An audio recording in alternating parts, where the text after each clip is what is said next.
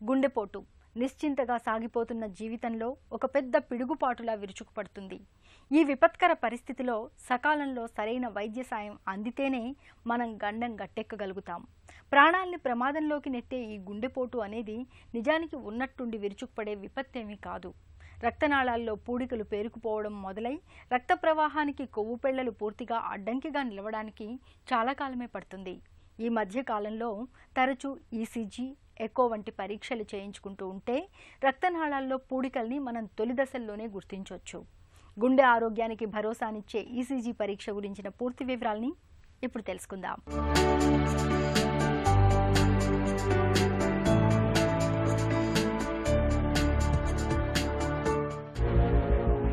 గుండెకు సంబంధించిన ప్రాథమిక పరీక్షల్లో అతి ముఖ్యమైంది ఈసీజీ. ఛాతి మీద కొన్ని వైర్లను అతికించి చేసే తేలికపాటి పరీక్ష ఇది. ఛాతిలో నొప్పిగా ఉన్న సమయంలో ఈ పరీక్ష చేసినప్పుడే మనకు పూడికలకు సంబంధించిన వివరాలు సమగ్రంగా తెలుస్తాయి. ఛాతిలో నొప్పి లేకుండా విశ్రాంతి సమయంలో ఈసీజీ చేస్తే పూడికల వివరాలు ఖచ్చితంగా తెలిసే అవకాశం ఉండదు. ఇక రిపోర్టులో అంతా బాగున్నప్పటికీ మిన్నకుండిపోకూడదు. పేషెంట్ వయస్సు, శారీరక ఆరోగ్యాన్ని దృష్టిలో ఉంచుకుని ఈసీజీ రిపోర్టును పరిశీలించాలి. అవసరమైతే రెండోసారి కూడా ఈసీజీకి వెళ్లాలి.